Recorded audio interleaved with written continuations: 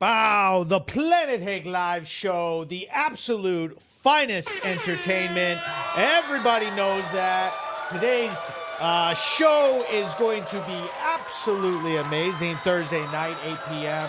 I always love getting in here with you guys and having a good time playing the news. And tonight's show is going to be no different than it is every week. We've got some additional resources here. If you're just getting into the chat, make sure that you say, hey, what's up, Hank? We're in here.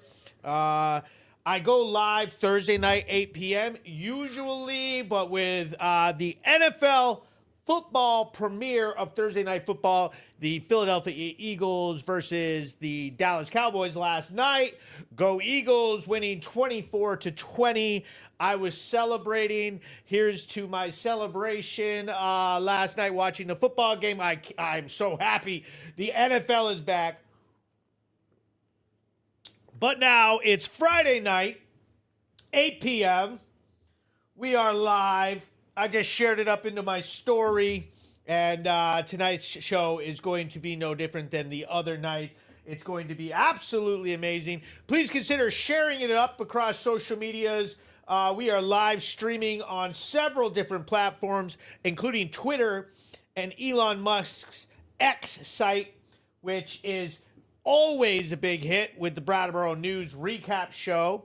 During this show, I always play the very important news videos that I make throughout the week, and then I allow for people to post their comments. We have discussions about what's going on and maybe some details behind the scenes, etc.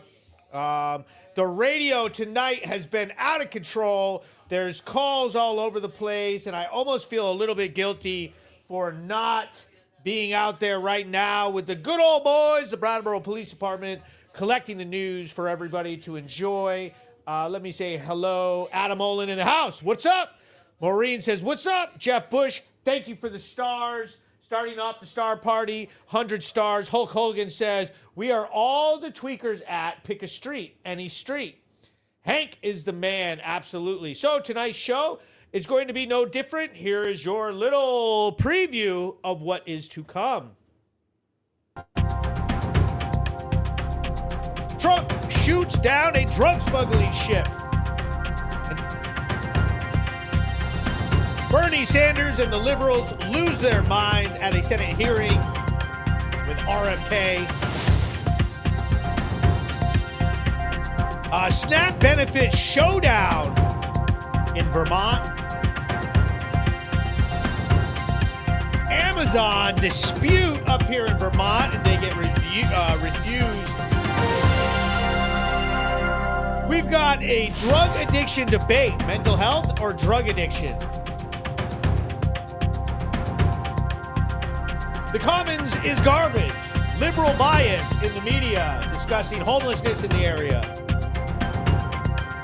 Bernie Sanders loses his mind for the mayoral candidate, Zoran, the socialist. And the Republican coalition fights back on behalf of AFP against the liberals. All of that coming soon. Tonight on Topics Discussed, this show is going to be amazing. I love doing this show with you guys. One of the things that I always like to do is I make sure I play some of the very best news videos from the area.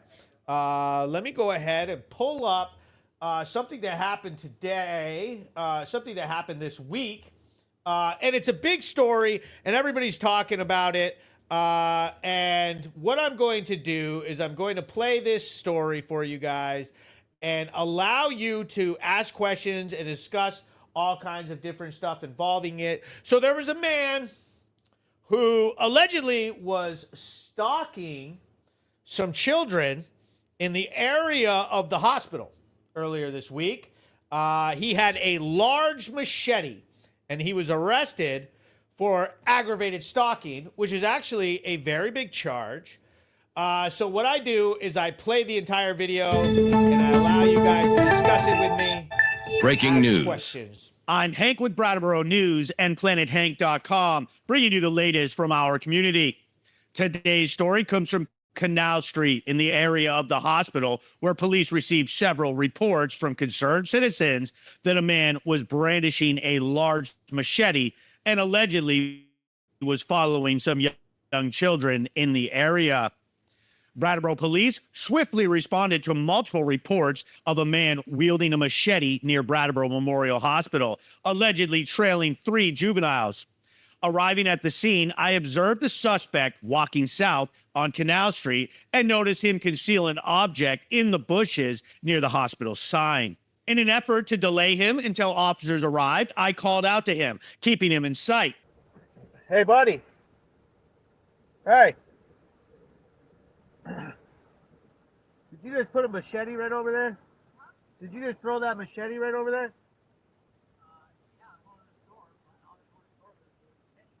Oh.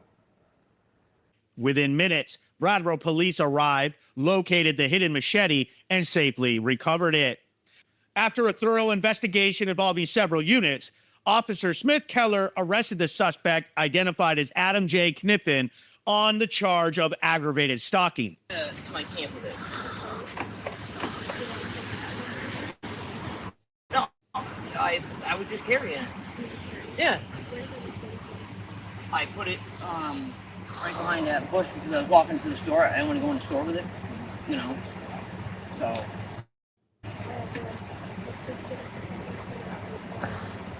All right.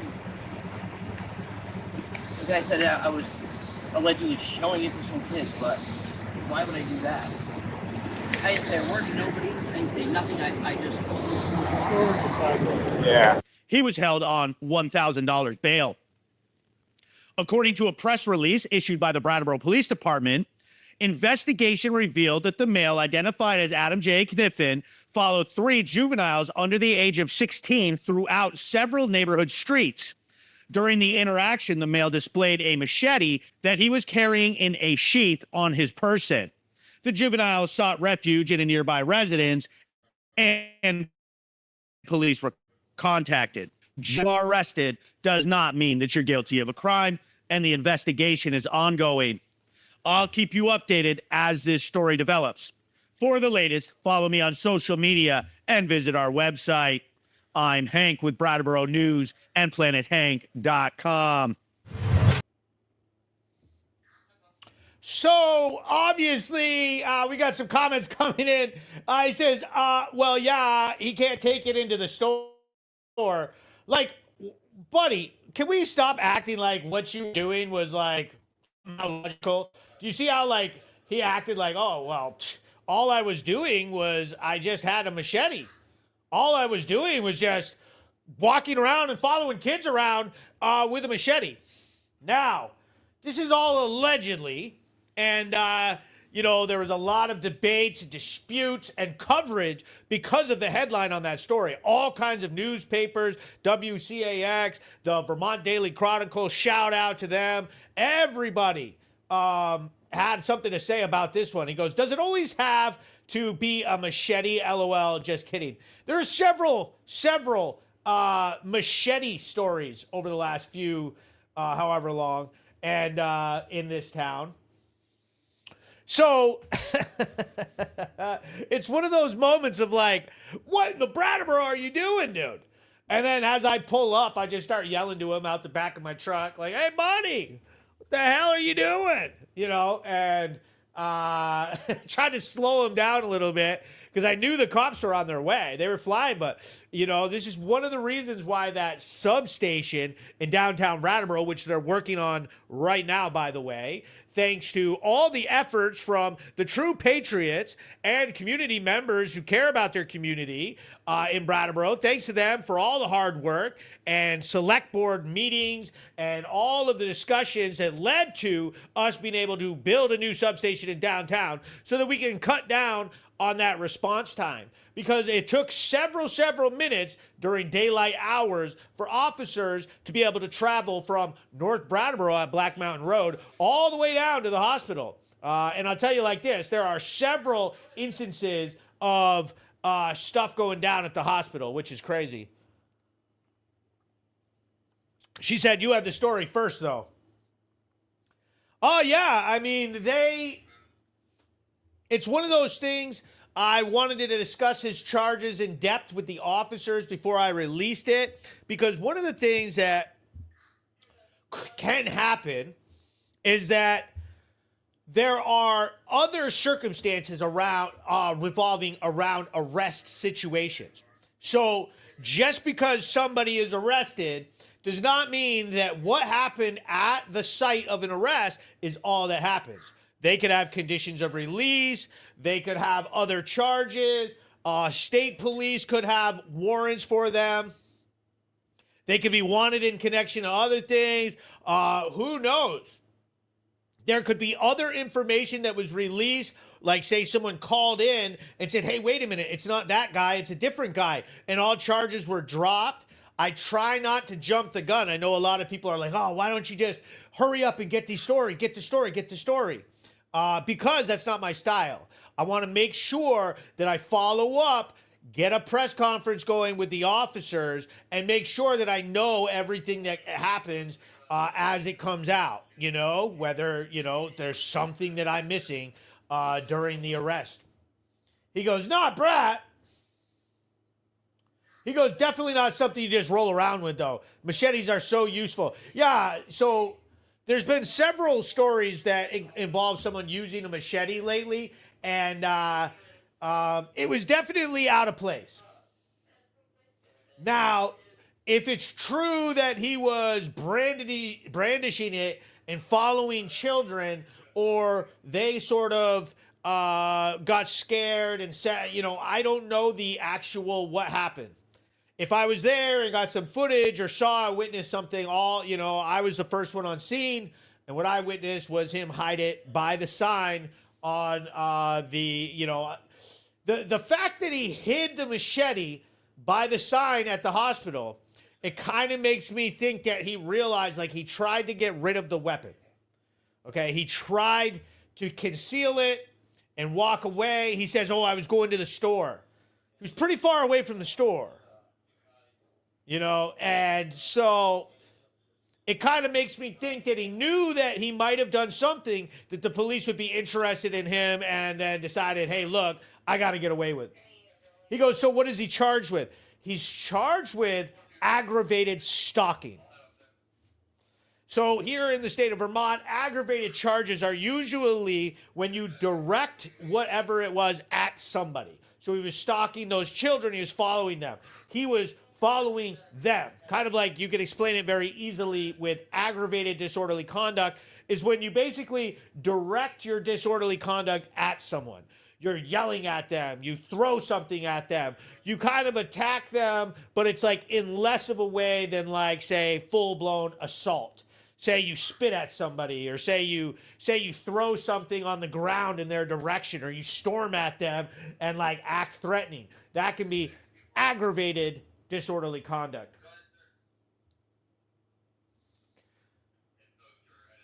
Says the machete was so he could cut up his crack rock, so he don't just put the entire 40-piece in his pipe all at once. Remember my reality series where Howard Silvernail shared with us how to smoke crack and do all of the separate parts and smoked it. I was like, I'm addicted. He blew the smoke and it went in my face. That was pretty funny. Hashtag Team Hank.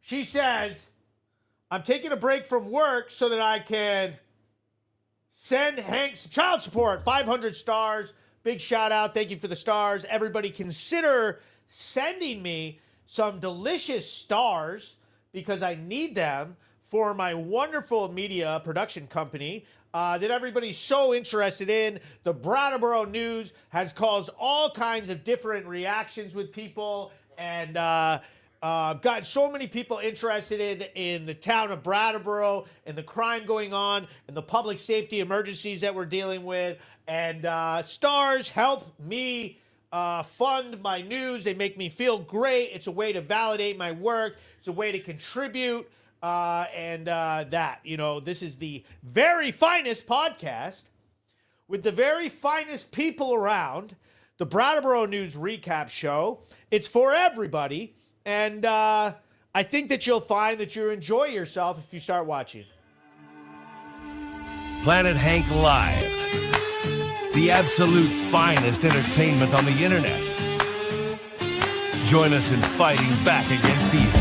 It's hotter than a blacktop in July, sweating like a sinner in a church, and I just wanna get out with my crew tonight and shoot at the lights. Got a couple 40s full of pops and fun, looking for a good time, gotta live it up. Leave behind the city, hop inside my truck. No, we don't give up. We're gonna paint the night red. Who can holler till we're dead? We're down to turn up. We're up to get down. Saying, hey, y'all.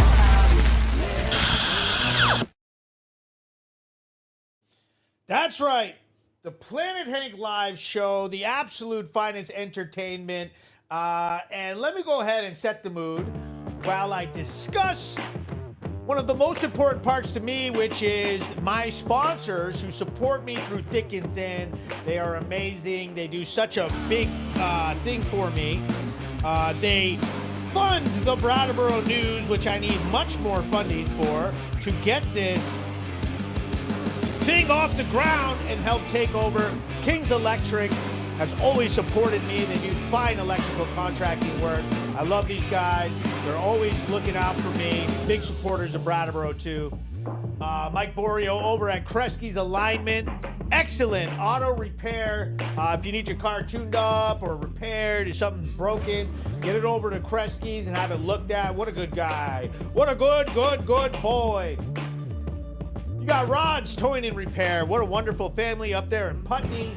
Exit 4, 24/7 gas station, towing and repair. They're doing oil undercoating. These guys can help you out if you ever need to get towed out of some pinch. And my man, Mike O'Brien, MOB Pilot Car LLC. They're those little cars with the flags on them. Make it safe for big, huge tows to drag oversized stuff through our highways, making sure everybody's safe. Huge supporter of the Brattleboro News and me.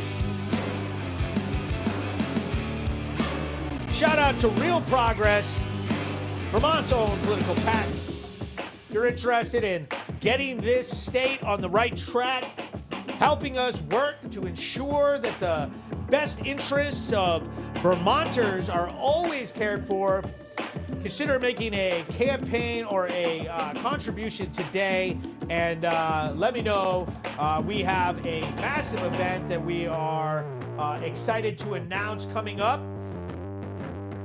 This event is Constitution Day 1787, okay? AFP Vermont will be at Bar 580 from 6 to 9 on September 17th. I will be hosting, speaking on the mic. I will feature several speakers, and we will be rocking out with the amazing band Intercept, who are huge fans of Planet Hank and the Brattleboro News. And they are patriots, and these guys rock. So, again, September 17th, 6 to 9, AFP Vermont. That's Americans for Prosperity, a wonderful organization. We will be hosting Constitution Day 1787. Hank in the house. Me rocking the mic like I always do, like a very good boy. I know you guys always love seeing your man. I'll be suited and booted, and I'll be hosting. And I think that you guys should all show up. It's going to be a packed house, and everybody is going to enjoy it. So, with no further ado, I have a guest coming out of Newfane, Vermont. She is a big part of their GOP group. And I'm going to add her to the stage right now. And here we go. We've got my friend, Chris White. How's it going? Great. Beautiful Can you day. hear me? It's a beautiful day. So Let me see if I can edit how this is. No. I want to try to increase us. Cancel. I can't. So we'll just leave you the way you are. Can you turn your phone sideways? And maybe it'll. There you go. Now I can see a big picture of you. So, Chris White, tell me about Newfane, Vermont. Tell me about the meeting you and I had where I got together with your GOP group, and just introduce yourself a little bit. Well, I am Chris White. I am a native Newfane resident, left for many years and came back, and I'm very happy to be here. I'm active in the community. As you say, I'm active with the Republican group, and I'm concerned about what's going on. And what do you mean by that? What are you concerned about? I'm concerned about the deep divide I feel within the population. Oh, okay. So you think, so what you're saying is that the deep divide, meaning Republicans and libtards. Is that what you're talking about? Basically, yes. Yes, conservative and liberal. So, I tried to use a little softer, but yes, that's the essence. So basically, so let me give you a little, everybody who's watching, a little bit of some background to how I met up with the Newfane GOP group. So one of my friends who's always watching the shows reached out to me and said, hey, look, can you come speak at the group? Can you talk to people and maybe discuss some public safety stuff? Because what they're noticing, they were very concerned that they were noticing some crime and drug elements and public safety concerns creeping up into their very rural community of Newfane, Vermont. Newfane, Vermont borders Brattleboro. So if you head up Route 30, you can run right into the town. It's a very nice, like beautiful, quaint little town. There's all kinds of wonderful people there. And consistently, they've been very Democratic. They're Democrat Party supporters, progressives, but that doesn't mean all of them. There are a lot of Republican supporters there, but we've got some work to do. So I came up and I met up with them and kind of talked about some ideas and ways that we could possibly work on recruitment of new GOP group members. And maybe motivate some people to get out there and hit the ballot box this coming year in 2026. And trying to come up with some ideas. So one of the things I just did is I mentioned this. I'm going to put the slide up again right here. My event coming up, and this was sort of a sample of an idea that I floated to their group. Was like, hey, let's have some fun. You know what I mean? Let's do something out of the box, outside the box. Let's try something a little bit different. Have like a rock concert, get a bunch of people motivated rather than just a speaking event, which some young people, might think is a little bit dry or whatever. And so, Chris, I'm going to get you at that. You're going to come down and rock out with us that night, September 17th. I hope so.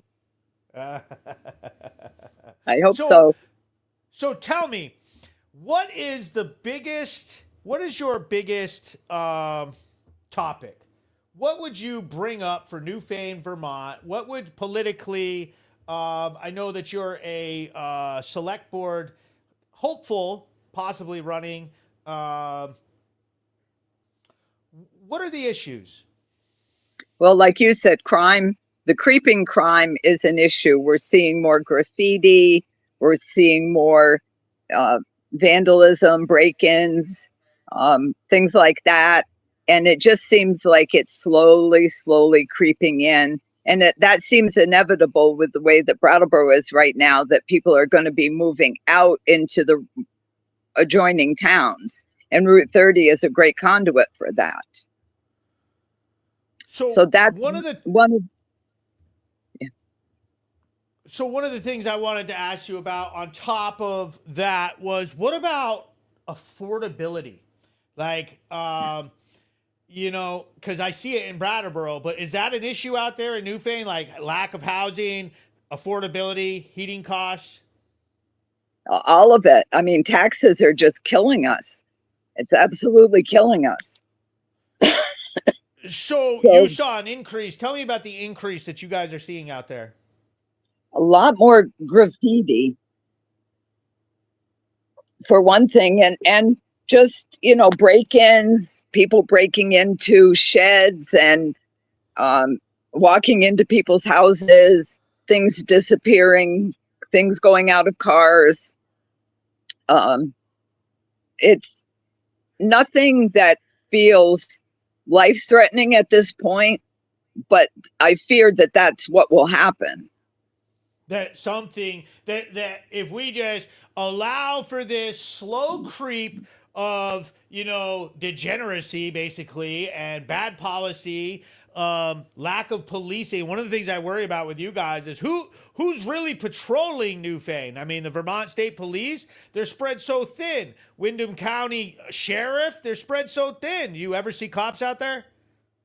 We do see them occasionally, usually just stopping speeders. Of course, if there's an incident, an accident or something like that, they do get to it. But as far as people who might be, say somebody's trying to break in or whatever, you're on your own. You are on your own. That's Yeah. very concerning. Yeah, because tell in me my about brain, what I see happening is when these people that maybe be around Brattleboro, maybe be addicted to drugs, they want to jump in some cars and head out to maybe do some robbing, maybe find some stuff to steal. Communities right outside of Brattleboro, Newfane, Guilford, Vernon, this is sort of like right where their minds go. Like, oh, we'll drive 10 miles out of town, rob something, head back into town, get away. And that so you're going to become victims of this more and more, the more this state doesn't have some reasonable approach to stopping crime, stopping drug addiction. We've got legislators and people in our government who seem to think that we need to defund or the police and decriminalize drug offenses and do all this other stuff. Absolutely, and letting people out over and over and over again. That's a huge pet peeve that we have, and I hear it over and over again with Vermonters, is like we just talked about with this machete guy, is that, he's out and about. They let these people out, and then this traditionally low bail or no bail just let out on recognizance, it's something the state's notorious for, and people are ticked off about it. Well, why would they let them out and there's nothing to discourage them from doing it again because there's not going to be a penalty? Right. It takes so long for them to get into court and to get something. And then a lot of times if they're homeless or they're what are they going to do? Fine them? If it's not a jailable offense, and even if it is, it's like, a year later, several other arrests all the way leading up into that. And then, what does it really ever come down to? Because I rarely ever see people going to jail. I could count on probably one hand the people that I know that have been sentenced and went to a year or more of jail, from all the crime, repeat offenders that I see in Brattleboro, and I know that that's statewide. Absolutely. And that's really puts me, and I'm sure a lot of other people's, feeling very vulnerable.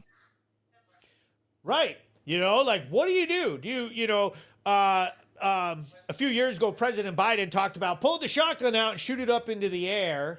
My problem with that is I feel like if you did anything like that, I feel like you'd get in trouble in this very, very progressive state that I wouldn't want to be in this situation or feel like I have to be because laws are breaking down and things aren't going the way we want them to. Yeah, and you'd be the one who ends up in jail. They don't jail anybody else, but boy, you'd be one. Oh, yeah, 100%. It would be, then they would finally come down on you.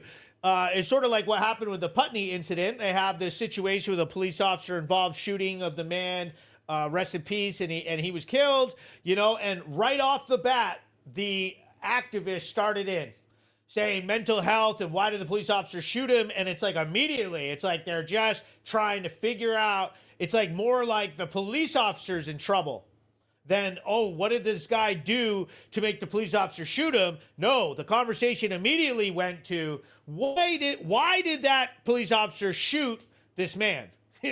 And to me, that's backwards. Yeah, the people that are supposed to enforce the laws and the innocent citizens are taking the rap for all the people that do bad things. Yeah. Okay. So let's read some comments. She goes, is she really worried about graffiti when we have zombies walking drug users on every corner? I'm not locking up and putting a surveillance camera around my house because all I have is graffiti. Laughing. Yeah. I mean, the thing about, okay. So to me, this comment, the thing about what I see when I think about Newfane, or I think about these communities a little bit outside of one of the big hubs. Like you got Burlington, we got Rutland, we got Brattleboro, and Bennington's up there too. But like, okay, they didn't sign up for this. Okay, they're living in Newfane. This is good old Vermont traditional lifestyle. Something like graffiti in a place like that, it is way outside of what they signed up for. Is it like a national emergency? No. But that's where it starts, Hank. It starts with graffiti. It starts with little things, and it grows and it grows and it grows. And no, she's right. Graffiti isn't a danger to me. It bothers me when I have to have taxpayer dollars clean it up off the road, but it's not a public, nobody's in danger, but it is a signal of things to come. Where it has happened, it started with things like graffiti. They said, I love the graffiti artwork on all of the trains. Okay, there's an element to it like that, but I'm telling you, trains is one thing, someone's business, somebody's property, and not everybody's a fan. Like, I mean, Vermont's supposed to be this pristine countryside with beautiful, views and everything. And graffiti and stuff like that, it ticks people off. Okay, I used to do graffiti when I was a kid. I know all about it. I know I've witnessed it. I know that people get super ticked off about it, and I've learned the hard way. And so I see both sides of the thing. There's a time and place for it, and Newfane is not that place. And like Chris is saying, this is just an indication that more and more they're seeing the stuff that usually is associated with towns like Brattleboro or Burlington is starting to seeping into the other everyday small town life in Vermont. And, they are joining the coalition of people starting to wake up in Vermont saying, hey, we got to stop this, and from what I've, from their GOP group, what I found was that, a lot of it was seemingly blaming on the left. And I know you've had a lot of discussions with some of the left voters that are in Newfane, and it's very prevalent, and these people are very vocal. Do you ever run into a situation where they take any credit or acknowledge that maybe some of their ideas have started to break down and resulted in bad results? No. No. What's up with that? No. They never acknowledge it. It's almost like that they pity me for being so stupid. Yeah. I get it. It's like they try to capture this high ground, like as if everything that they've done is this amazing feat, and that they're always on the right side of every argument, and that they're the one who's highly educated looking down, and how could someone be so dumb and uneducated to fall for this? And, it ticks people off. And I feel like that breakdown of just courtesy and respect of each other is like one of where most of our problems come from. You know, on our side, we like to tease them, you know. They like to disrespect us and call us uneducated. We like to meme them and make jokes and call them names. I mean, I started the segment off calling them all libtards. And you know, I don't know if the answer is to back off of it, because I will have to go ahead with this. They are pretty nasty, much more nasty than any of the Republicans that I've seen, especially in Vermont, as far as cancel culture, saying nasty things, getting on the internet and bullying people, even going as far as protesting businesses. You know, one of our media members here in Vermont, Paul Bean, he's got a small business up in what town is it? Northfield, Vermont, where he had Beans Creamies. It was like a creamy stand, hot dogs, yak burgers, stuff like that. And, you know, they just went crazy on him, calling him racist and calling him all this crazy science denier, and really went as far as saying they're going to protest his business, contacted a band that he had booked for his car show, and got the band to cancel their event. And it was all just based off of him being a Republican in general. Yes. And one of the big problems is for people who want to run for an office as a Republican, or who even speak out that they are a Republican, a lot of the people in Newfane are small business owners, and they are dependent on everybody's business. And they won't say anything because they can't afford to lose the business. And I've got a lot of sympathy for that. Yeah, I think that sometimes we're going to need to start to rip the Band-Aid off of that. Like, okay, so are you defending your business and trying not to tick off your customers because you want to? It's very hard to do business in a small town in Vermont. There's not always a lot of customers, so you need the customers that you can get. But if you shut your mouth and let the policies and the town-wide votes get out of control, and we just chase down the wrong plan over and over, year after year, decade after decade, and then we turn Newfane into a new low-income housing, drug crime area. I mean, talk to the residents of Putney who have walked down this exact road, and they are so nervous that they're going to become exit 4, the 4th exit of Brattleboro, Vermont, because they got that Wyndham Windsor housing, low-income housing apartment complex going up. They're freaked out about it, and rightly so. They've had a number, I mean, now the shooting, but they've had a number of that woman was run over by drug users who were high, driving around, and nodded out and ran over this old lady and killed her.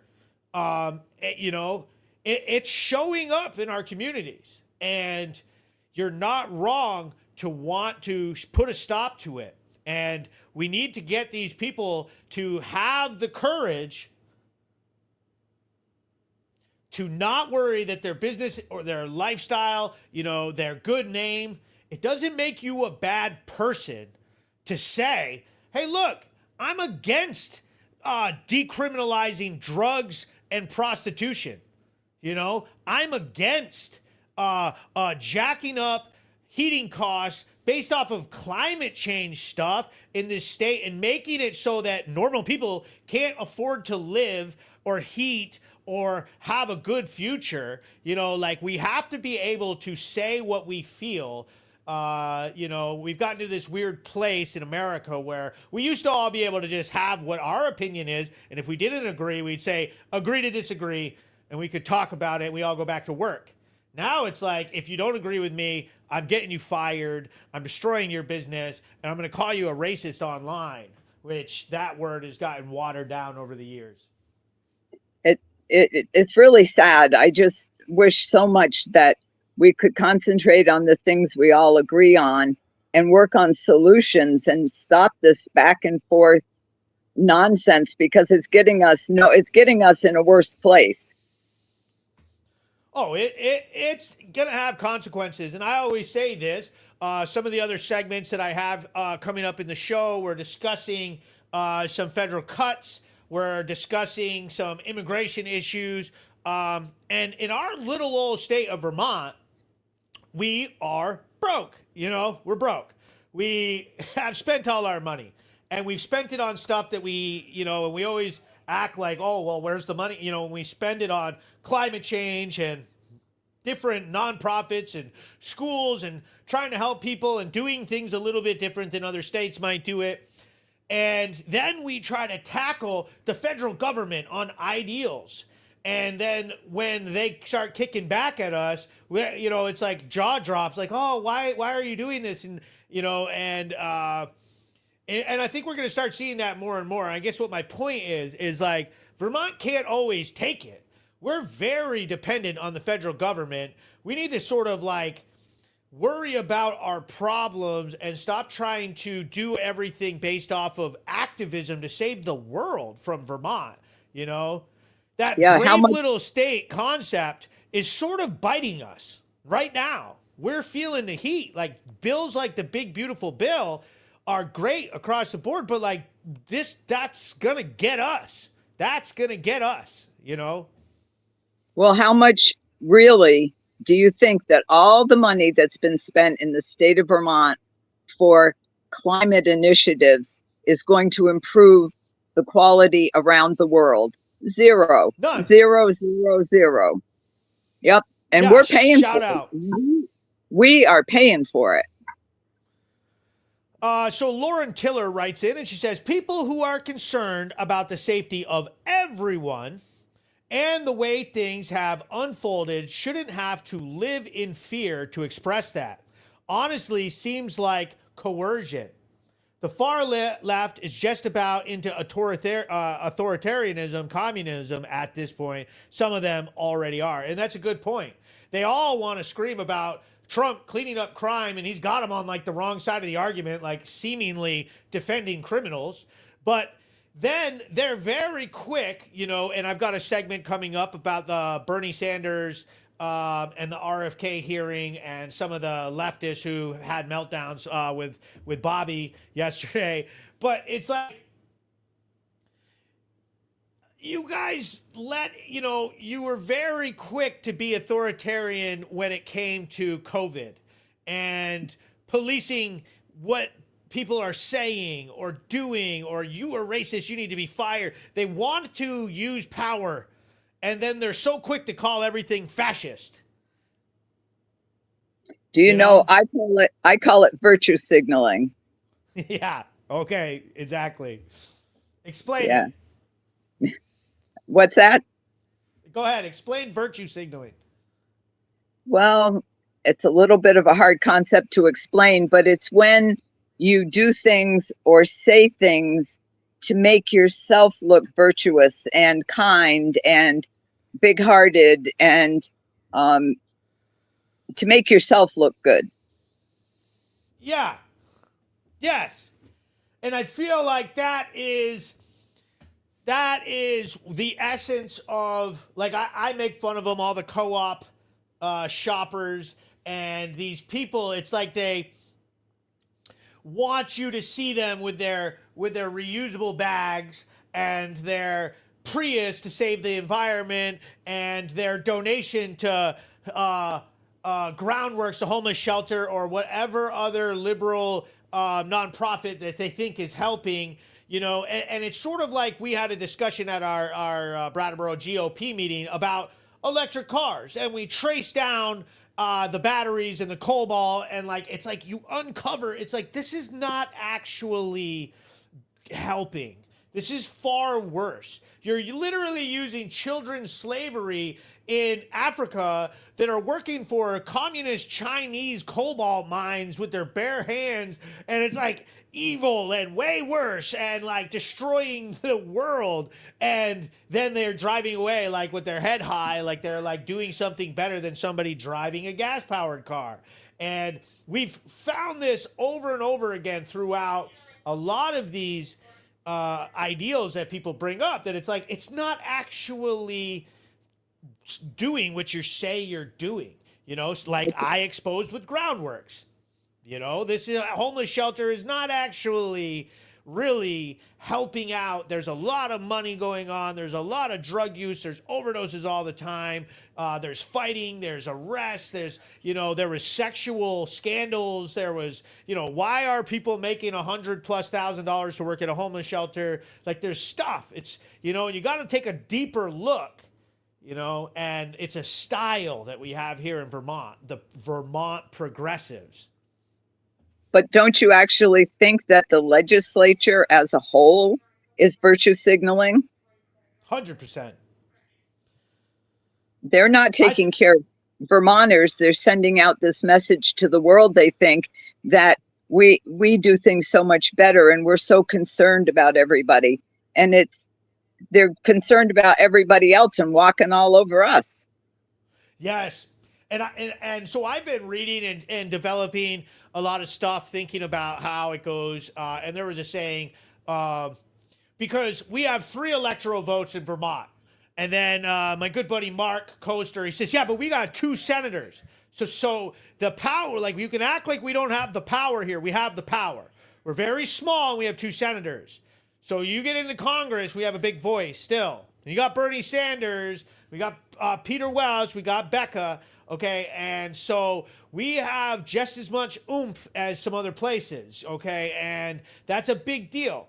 And one of the things that I see happening is I feel like a lot of these programs with benefits and free handouts and lax laws is a way, it's sort of packing the state with maybe some low quality voters. I mean, do you see that concept that maybe it's like, you're getting a good deal on benefits. You're a homeless person. You're going to do a lot better here than you are in Florida.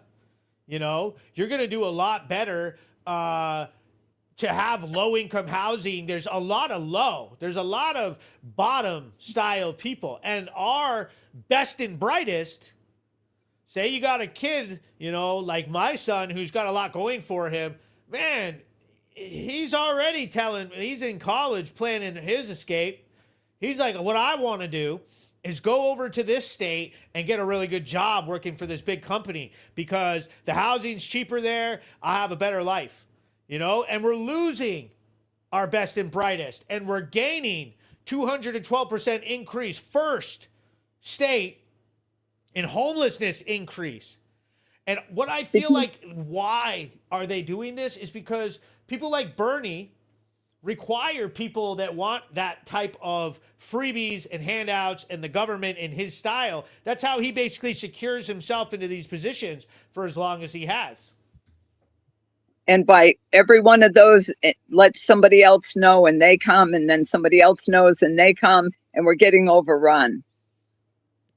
Well, yeah, we've been overrun, and it's getting worse, And so why I invited Chris on was basically I wanted to discuss some of the things legislature-wise and some of the problems and what life in some of the places outside Brattleboro, regular Newfane, Vermont, are starting to notice. And so, thank you for your report, but, she's telling us that crime and graffiti and BS is starting to creep up into Newfane, and they're looking for ways to stop it. So tell me about your thinking about running for select board again. Have you made a decision?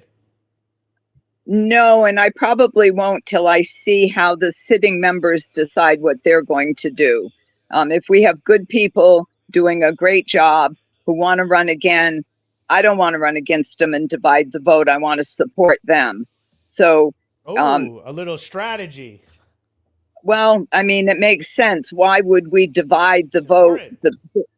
The very little bit of votes that we get, we don't want to divide them. So I want to work with the other people. I feel like I have things to offer to the town, but I'm willing to work in any way that I can to make it better.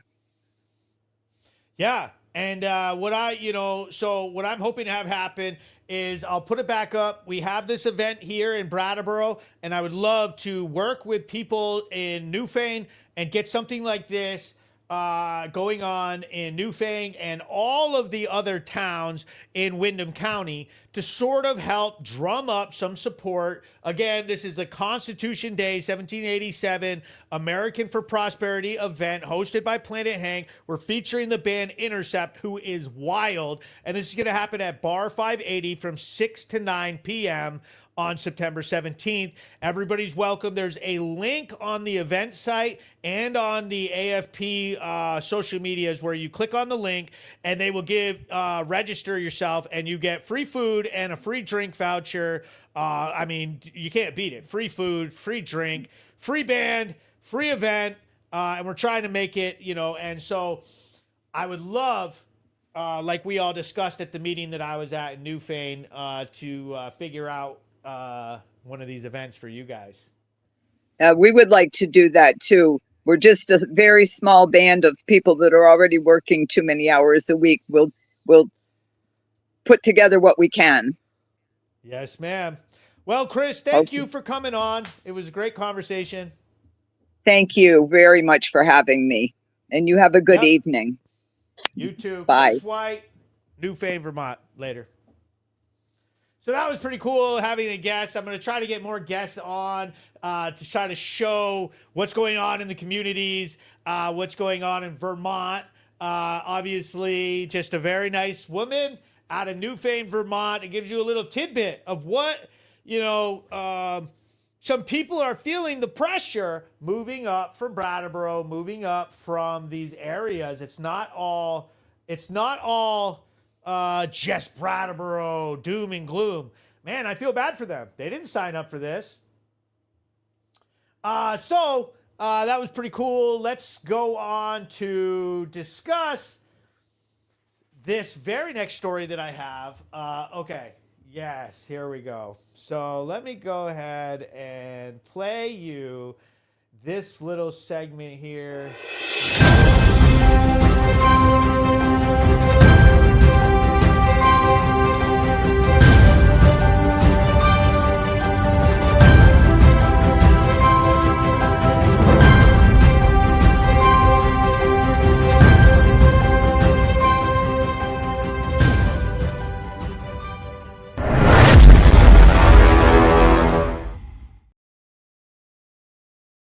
Okay, so President Trump ordered a military strike on a Venezuelan speedboat, destroying 11 alleged narco-terrorists in the Caribbean. And it was dope. And they got it all on video, and people are having meltdowns about it. I got a little video here about it. Let me go ahead and throw this up. What the? There we go. Drug shipment from Venezuela. We just, over the last few minutes, literally shot out a boat, a drug-carrying boat. Unclassified drone video shared from the president last night appears to show a speedboat going up in flames. Though Venezuela's communications minister claims on social media the footage was created with artificial intelligence. The Pentagon says the strike killed 11 members of the Tren de Aragua gang. No U.S. forces were harmed. Crazy. So we have, it says, connect the strike. Okay, so the drug trafficking, that is literally like the connection. Trump shoots a boat out of the air, and then Venezuelan people were like, oh, that's an AI video. That wasn't real. This is AI. And our Secretary of Defense, Pete Hegseth, had to come out and be like, no, it's real. We blew up the boat. It shows the speedboat exploding in international waters carrying drugs aimed for the U.S. So, I mean, it's dope. Watching the president do what he's supposed to do, blowing up cartel boats, keeping people safe. They just brought in a bunch of cartel. They extradited them back to the U.S. so that they could prosecute them. And I guarantee you that some of these arrests, there was a huge arrest in New Hampshire involving all kinds of cartel leaders and drug distribution operations and stuff. And I guarantee that's happening all across the nation, all because of the work like this. What you're supposed to be doing. holding cartels accountable, stopping the border from being a wipeout for drug smuggling. And it's always fun to pretend like, oh, well, Vermont, we're not affected by this. Yes, we are. We are in a full-out opioid crisis. Where do you think it's coming from? It's coming from cartels. It's coming from gangs. It's coming from Mexico. It's coming across that open border, and the smuggling rings are making a fortune off of, targeting stupid small states like Vermont who can't pull it together, and we're all worried about virtue signaling like Chris said. It's ridiculous. The U.S. Navy's Caribbean presence, warships and troops showing Trump's resolve to stop drugs. Critics were questioning the strike's legality, but frame it as essential for national and local safety. It's crazy. You get the Democrats right off the bat. But was he allowed to stop the drug boat? What about, are they just Maryland fathers coming across? How dare he stop their criminals and drug smugglers? Ridiculous. We need people to back this type of energy. It's one thing to make our local legislature build up the police, stop the drugs, call them out, do all that in town. We got to stop the flow of drugs into our communities from drug cartels. At the end of the day, our local drug dealers, they're broke too. Okay, you got these cartels are making hundreds of millions, if not billions of dollars off of selling poison like fentanyl and cocaine into the United States. It's ridiculous. Liberal critics coddle smugglers, then secure. They'd rather coddle the smugglers than secure the borders. It's ridiculous. It's embarrassing, really.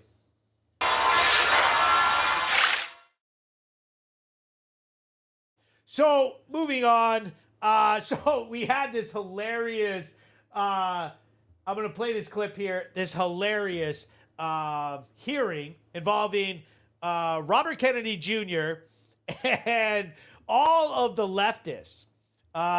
So, Senator Ron Wyden's attacks during the hearings distort his record. Wyden cherry picks out of context quotes. Bernie Sanders,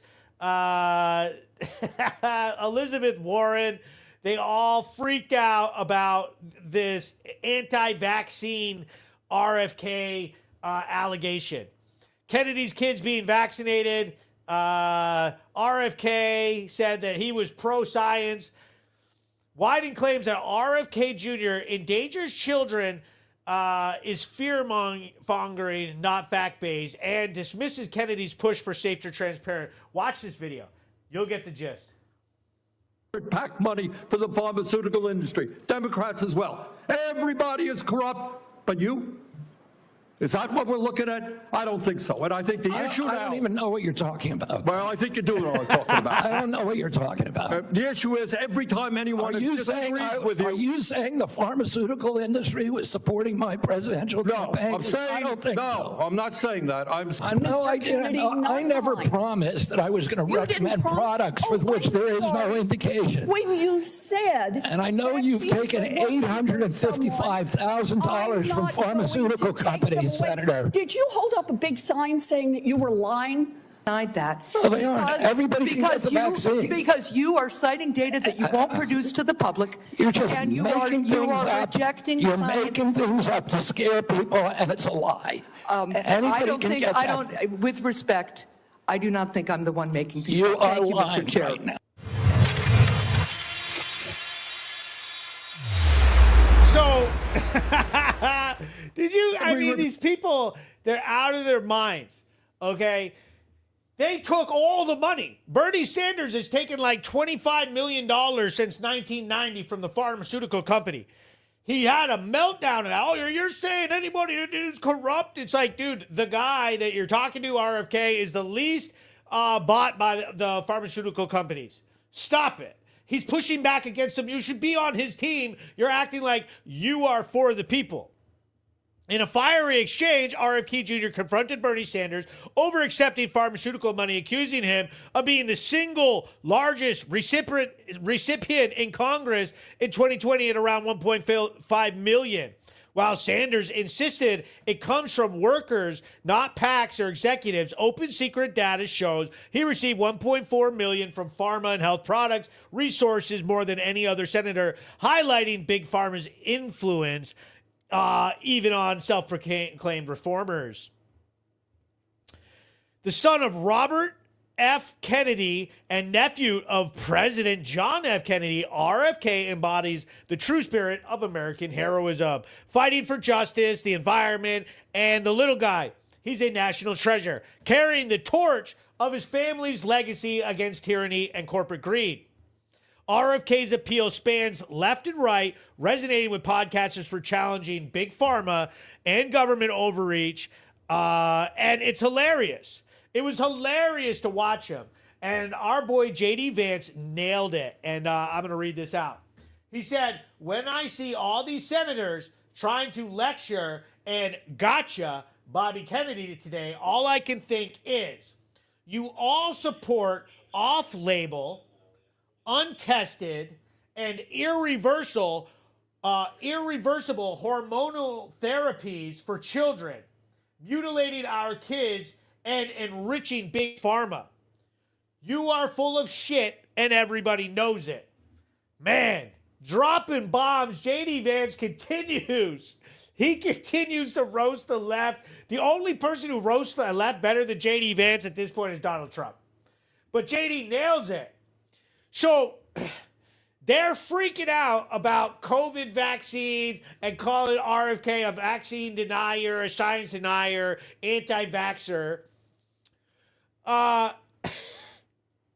Meanwhile, they let in, 20 million unvaccinated, undocumented illegals to race across the border. So which is it? Are you all freaked out about COVID and everybody needs to have a mask and a vaccine? Or should we have 20 to 60 million illegals here who you have no idea where they came from, haven't vetted them, don't know if they're criminals, don't know if they're vaxxed, don't care? Which is it? You got to pick one.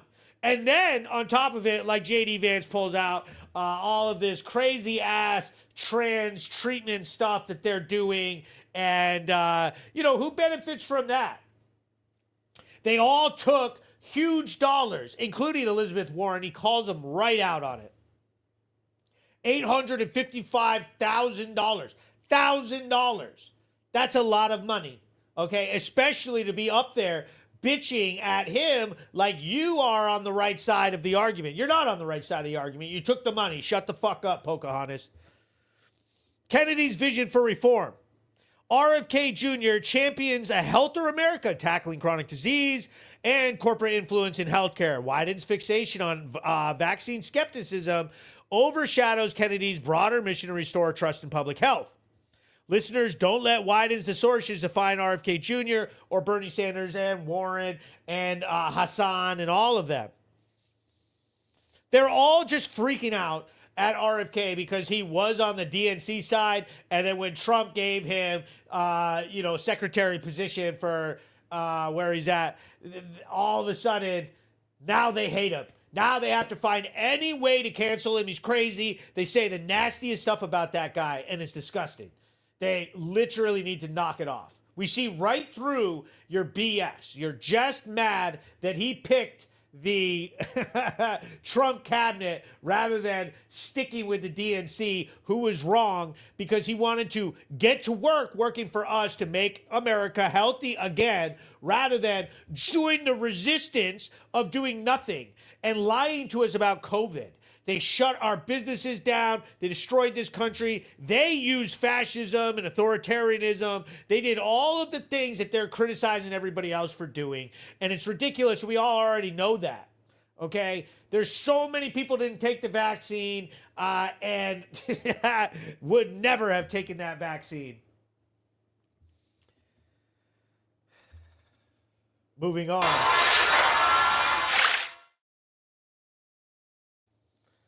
She goes, embezzled.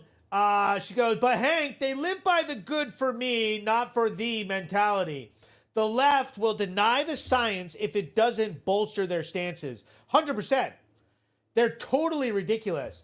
He goes, RFK Jr. only got the jab because Trump told him that he would find room for him if he bailed out of the presidential race.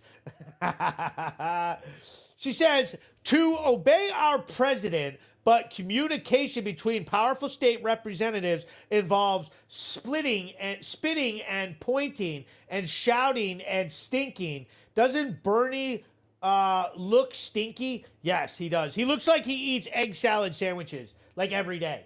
Like he's got like a nasty like bagged lunch with a stinky egg salad sandwich with like a mushy apple with it. And it'd be like, go sit down, Grandpa. Eat your egg salad. Huh? Get out of here. I don't want to talk to you. I don't want to see you again. Go take your nap.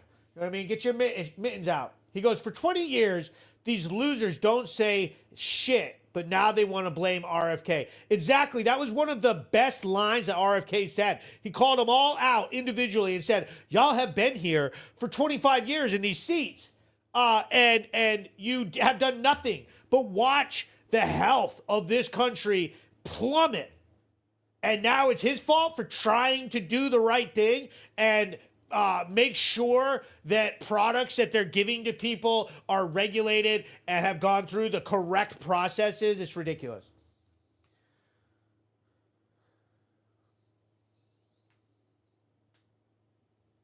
She said, he's disgusting, gross. The younger generation gets a front row to this circus, and he's going to think that not only do we not have.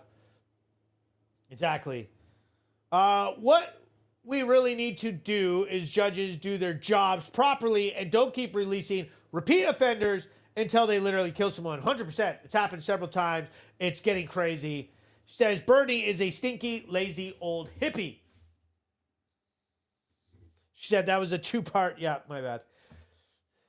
Okay, and now let's get into another huge debate, which is hilarious, and I love doing it.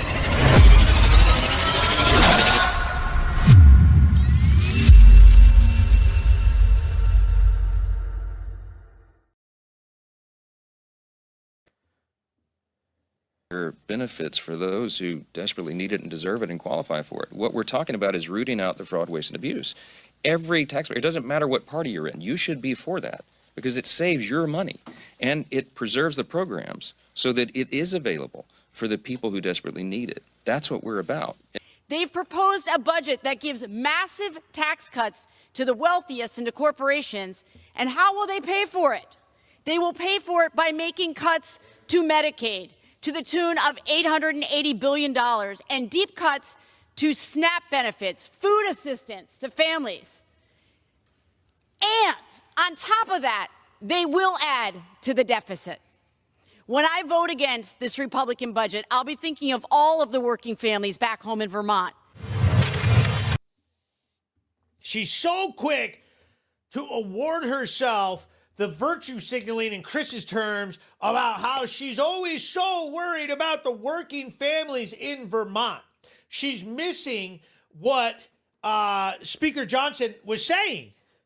His entire point, the entire point of targeting waste, fraud, and abuse in Big Beautiful Bill is to protect programs that we want to help people who deserve them. If you are sitting home smoking pot, playing Xbox, and should have a job, like if I was just laying around at home using Medicaid, using SNAP benefits, smoking weed, not working, that's abusing the system. That's taking benefits that you don't deserve. And if you're illegals, now, Vermont is reeling from the July 2025 One Big Beautiful Bill slashing SNAP funding by 20% to end wasteful spending. Up to 4,000 residents, including able-bodied Vermont's able-bodied adults, face reduced or lost benefits under stricter eligibility and work rules, finally reversing the Biden era bloat. So Vermont has a high error rate of over 6%. So it faces the state to foot part of the benefits, exposing liberal mismanagement. Sharing recipient data with the feds roots out abuse in programs set for a $300 billion in decade-long savings, protecting all of our hardworking taxpayers. So our governor, Republican, Phil Scott, stepped up, sharing SNAP data like names, addresses, to comply with federal law, finally, despite the Dems' privacy. They had a meltdown. What about privacy? And how dare you? Becca lost it. Welch lost it. All of them saying, oh, they're making the beautiful bill to benefit billionaires. It's not to benefit billionaires. It's to stop fraud, waste, and abuse. We should not be paying for people to get on SNAP and Medicaid who should have a job and should be paying like everybody else. That is BS.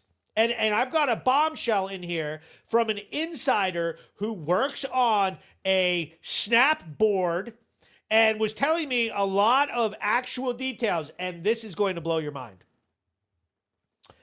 Okay, so sharing SNAP data with names, addresses, despite Dems' privacy hysteria, he pushed back on overreach, refusing immigration details, showing pragmatic leadership among chaos. Federal law has required, this is the bombshell. So, federal law has required people to be in this country for 6 years, minimum of 6 years, to be eligible for SNAP benefits. This has not been abided by. And it's funny how I say that. Abided. It's not been Biden. It's been Biden breaking the rules on that. It has not been abided by. State employees are now being held to enforce existing federal laws that were already on the books. Recipients who are in the country 6 years, that's a minimum. That has not been happening. The Biden administration was handing out Social Security numbers to immigrants whose status was unclear, whether it was illegal, undocumented, or otherwise less than 6 years, giving them a Social Security number, which was basically a walk around to get people benefits they were not eligible for. So the states are being reimbursed from the federal government for dispensing benefits. And the BBB, the One Big Beautiful Bill, basically puts a stop to that waste, fraud, and abuse and targets people who have not been eligible, who they figured out how to give them a Social Security number. And you got these liberal state employees who are just like, whatever, here you've got the number, and they're sneaking the benefits out to them. This is a situation of a liberals misusing our programs for pet projects. They all want the illegals in. They want their sanctuary cities. They want to be able to jack up those census numbers. They want to be able to stack the ballots. We all know it. That's why they lose their minds when anything immigration comes up. They're misusing programs for pet projects and shoveling funds to illegals or criminals or whoever. Now we are protecting the funds. That's the important part. One Big Beautiful Bill protects the funds for the most vulnerable demographics. Do not let them hijack our good intentions with these workaround scams to shovel it to people who shouldn't be getting it at all. There should not be men getting benefits while they smoke weed, play Xbox with no job. Drug addicts should not be using funds that were intended for struggling single moms, the very sick, people who deserve those benefits. Don't let them this is heartless. That's what they try to do every time. Becca, Bernie, Welch, all the Democrats, you see them all over X and all their social. Oh, this is heartless. You're trying to steal the benefits and take food out of children's mouths to enrich billionaires and the oligarchy. That is just a nonsense line, because what they want is money being shoveled to their illegal pet project of all of these people who rushed across our border, illegal aliens, and stacking them in their sanctuary cities, trying to bolster up their actual numbers on censuses. It's a scam. It always was. And yes, they're not getting our benefits. Yes, they are. And they're finding these walkarounds, and this is a big one. And thank you to my source on this. I think it was a big one. Giving out Social Security numbers to subvert the 6-year minimum to get SNAP benefits. Man, I would love to be able to staple down exactly how many times that occurred nationwide and see how much money that specifically has cost us.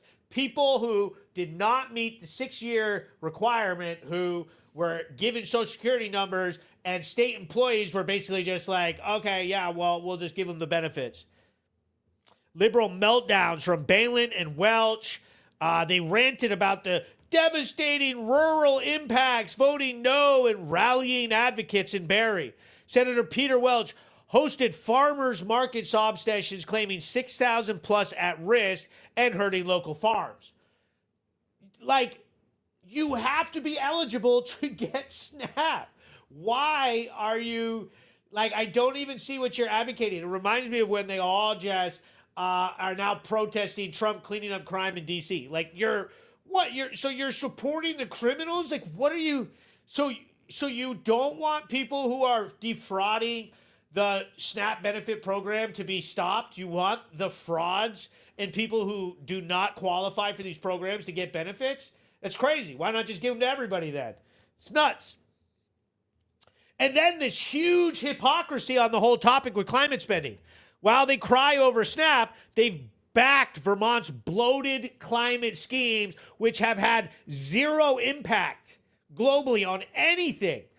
We're spending $350 million a year on climate initiatives and playing into their super PACs and PAC agenda, and then crying that we don't have the money. Like, why don't we, if you're so worried about 6,000 people losing their SNAP, why don't you take a few $1 million out of wasteful climate BS pet projects and send it over to those families? Why don't you advocate for that? VPIRG, the virtue signaling machine, pushes endless climate change LGBT projects with huge PAC cash. Over $600,000 dumped into balanced races alone. They demand spending on trendy causes while silent on real fiscal reform. Time to defund these hypocrites. It's done. We're done with it.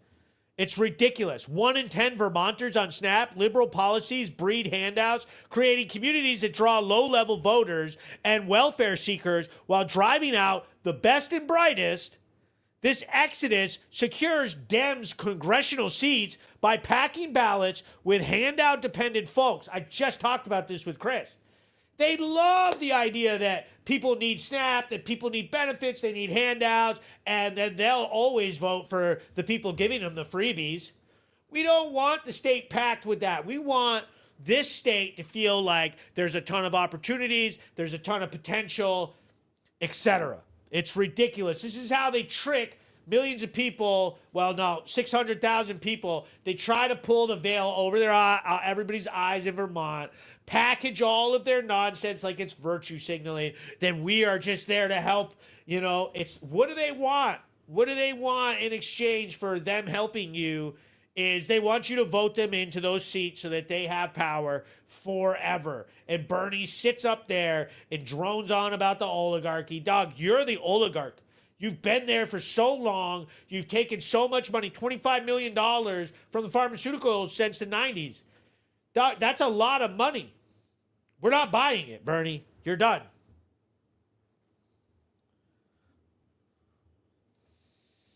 Moving on.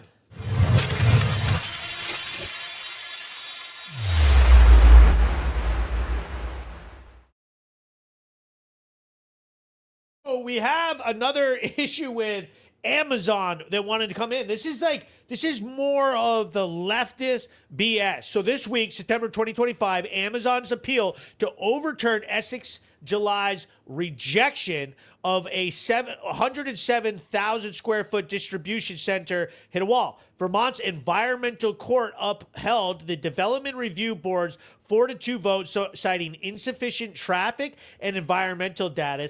Leftist NIMBYs, NIMBY means not in my backyard, cheered, claiming victory over corporate greed. While Essex stays jobless. lefty hysteria exposed. They do this all the time. It's nuts. It's nuts that they even let this happen at all. Like, you don't jobs, you don't want to have any potential.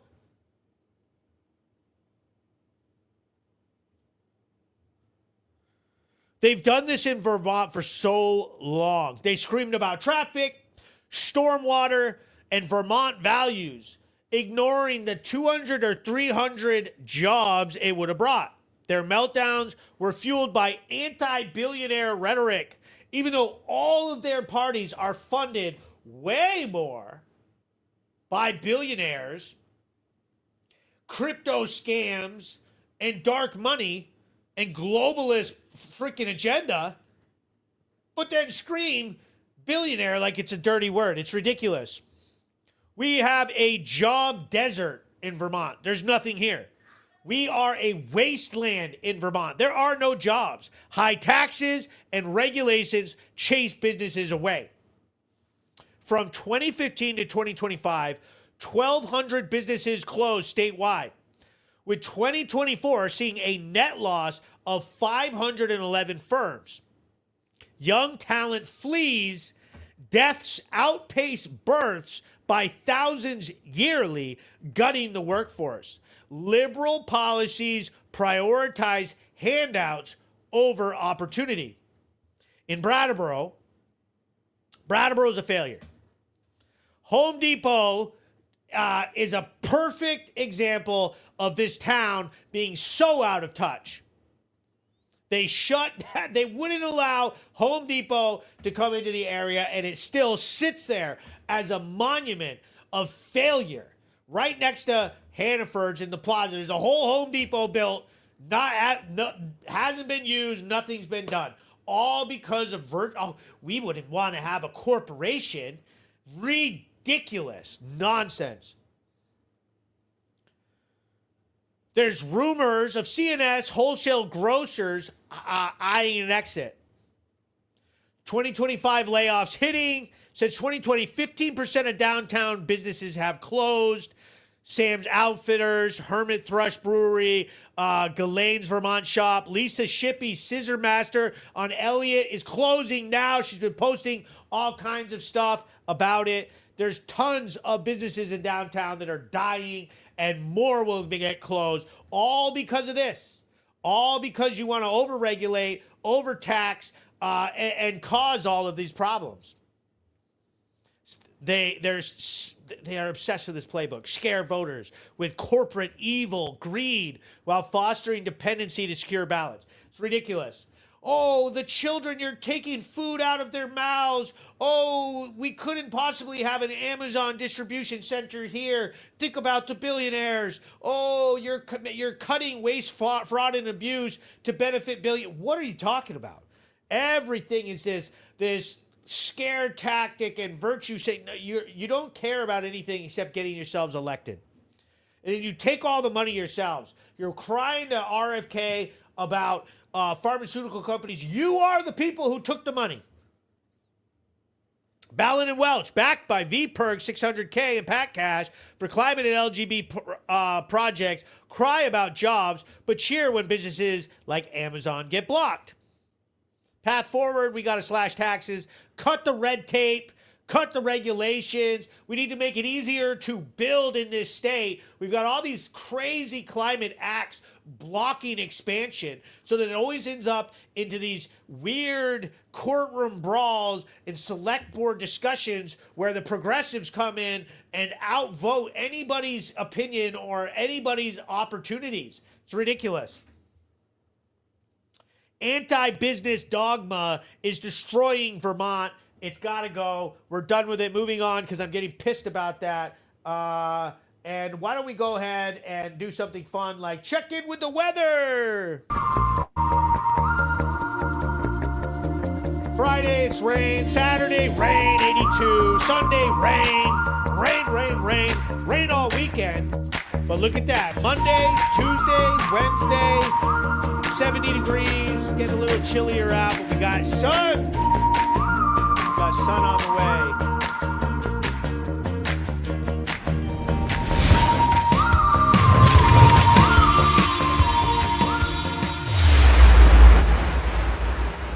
Planet Hank live show, usually Thursday. It's Friday now.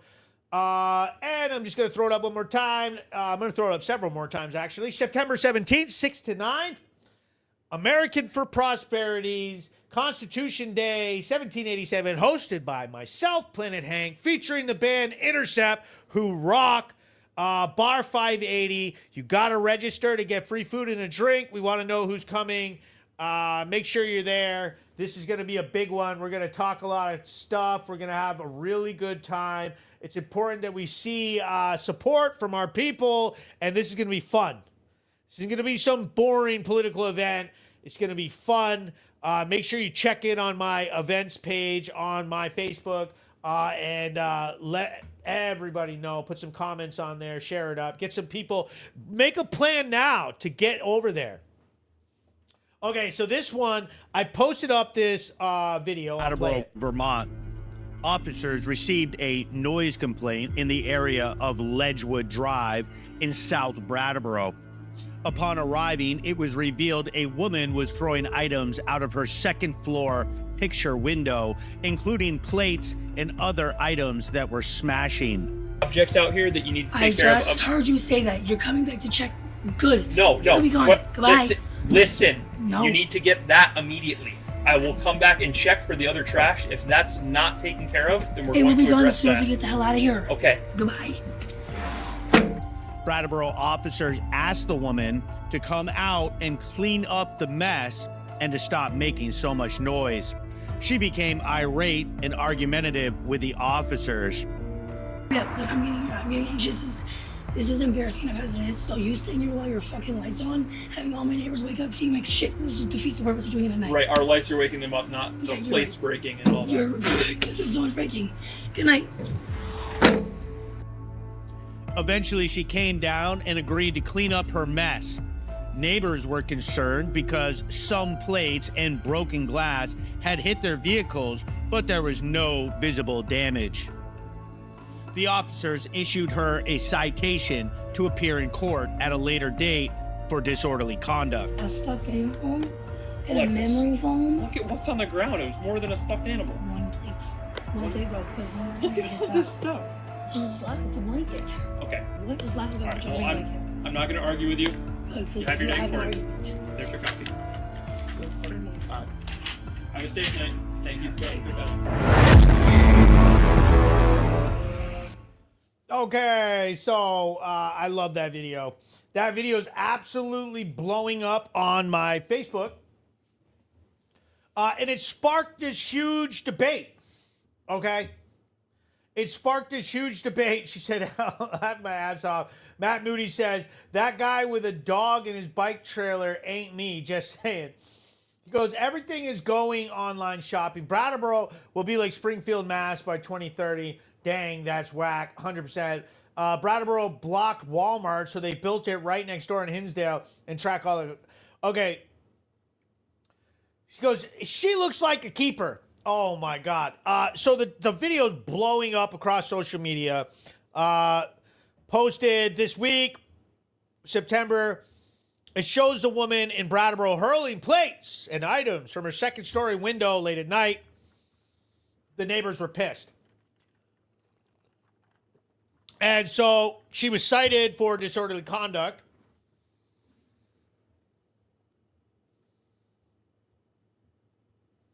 And there's all kinds of comments. Okay? And just like always that we're dealing with in Brattleboro, immediately, as we're passing 175 live viewers, so don't forget that we're streaming with tons of success, and the show is a big hit, and we have lots of viewers, and there are patriots in this state and across this country who support this, as certain people seemingly get scared to speak up and to do the right thing. There's tons of this. This show's a hit. We got a lot of people watching across all of these live streams. So lots of people were criticizing me, were criticizing mental health treatment. So what do you think? Write in the comments what you think. Do you think that this woman is in a mental health crisis and deserves some sort of leeway in this situation, that she should basically get a pass, or that they should have helped her, or they were wrong for citing her for disorderly conduct. There were smashed plates that were broken and all the way out to where the cars are parked in the parking lot, which had hit their cars and bumpers. So the neighbors called the police. So lots of these virtue signaling liberals get on there and try to criticize me and cancel me and say horrible things about me, saying that she's battling mental health. She needed compassion and services to help her, while others were insisting that she's on drugs and she was acting out of control. The debate rages. Is this a cry for help, or another addict enabled by Vermont's soft on crime policies? So the left denies this drug crisis. They push the mental health angle while ignoring Brattleboro's opioid epidemic. Governor Phil Scott just posted all of the stats of all of the deaths that we've had. It's heinous here. We've had way too many deaths in this little tiny state, and our opioid crisis is going unchecked. Vermont's 2025 opioid overdose deaths hit record highs. Yet the leftists like Ballin and Welch dodged the drug connection, blaming the stigma while enabling chaos with lax laws. They want to decriminalize using fentanyl. They voted against the Halt Fentanyl Act. They're full of it. So her citation for disorderly conduct is a slap on the wrist. Brattleboro, 16% spike in police calls since 2023 shows a town overwhelmed by public drug use and disturbances. This is low-income housing where people live and have children, and children are literally in bed, sleeping, or getting ready. I can't remember if it was on the weekend or a weeknight, and it's like, dude, there's kids listening to this. There's kids watching you yell. There's police out there. She had a point. There's blue lights. There's blue lights everywhere. It's embarrassing. Okay. Then don't throw everything out of your window all crazy like that, smash plates, and your neighbors won't call the cops on you. You know what I mean? She goes, hopefully her charge comes with some community service. Jen Formel writes, all of this is immensely disturbing, but true. I held my 17-year-old daughter. This is the news you learn at Burr and Burton. It's a reality in your backyard. Rachel says, there's no pass. They never gave me a pass for anything there. I had to walk on eggshells. But then you have people living there and the state pays for their rent. Meanwhile, I worked and they pushed me out. Yeah, okay, that right there. No, she's fucked up on drugs, which caused the mental health as an excuse. So, I mean, I agree. Now, then immediately they started in with this like, yeah, but don't you realize that people have mental health problems and that's why they're using drugs? I mean, maybe, but like, that's not an excuse. Like, that this mental health thing doesn't give you an excuse to use substances or abuse people or do disorderly conduct. You're not allowed to act that way just because you've got some issues going on. You have to have accountability. If you've got mental problems, you need to get those handled before it ends up like this. This isn't the first time. He says it goes both ways. And I agree. You could have legitimate mental health issues and need help and have a breakdown. Okay. I start to get hesitant doling out compassion to people shooting up fentanyl every day, smoking crack, selling drugs, fighting people, robbing them, stealing guns, doing whatever, okay? You start to form this habit and this characterization, and it's not because, oh, well, you got mental health issues, okay? Back when I was drinking and fighting and beating people up and acting crazy out of the Marine Corps, people were like, bro, you can't do that. That's chargeable. You're under arrest. Put it all in the newspapers. Yeah, it wasn't great, okay? But what I did was go down there and plead guilty to that. Own it. Because not everybody who's getting fucked up and partying and doing drugs and smoking crack is doing it because they're sad. They're doing it because they want to get high and party and get fucked up. That is part of it. And we need to be able to differentiate that. This definitely shows a unique situation. And that's why I make these videos. I make these videos because I want people to have a chance to see stuff that's going on and have a public discussion about it. I want to hear both sides of the story. I don't dislike you for disagreeing with me. A lot of people think that that's why. Even if I come out of you and I'm debating you or I'm saying, you know, having like an exchange, there's lots of people who insult me and we go back and forth in the comments. If you haven't checked out my social media, especially my Facebook, head over there. Consider subscribing for $2. And you see all kinds of extras, and including I've got some extras involving this woman that'll be coming out very shortly, which may paint a different picture in some of y'all's minds about whether this is drug addiction or mental health.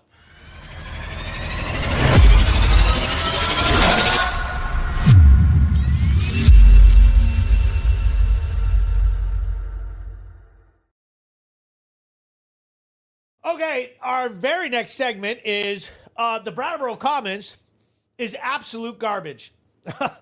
Oh my God.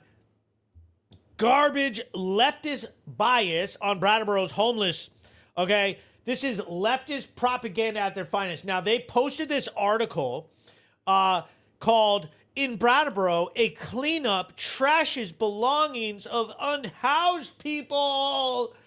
Okay, and it came out in the latest comments, and it was nauseating, infuriating. Several people contacted me, pissed off at their audacity.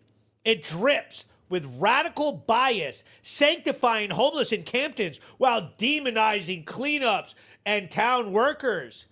CB Hall wails about lost tents, but ignores the real trash, needles, rotting food, feces, turning Brattleboro into a biohazard zone. That's another thing. If you're out and you ever are in some of these areas behind buildings or wherever, there is human feces out there on the ground. You got to watch out. You can't just walk back there. You'll step in it. You go behind Dunkley's. You go down by the river. You go down anywhere behind one of these public buildings. There'll be areas, and people have snuck back there and used the bathroom. Wendy Harrison's disastrous votes. Wendy Harrison, a far-left darling, backed a $161 million homeless spending and voucher program in 2024.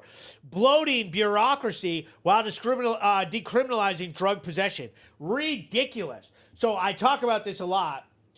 If you all know anything about Brattleboro, you know that our hotel voucher programs have been a complete disaster, okay?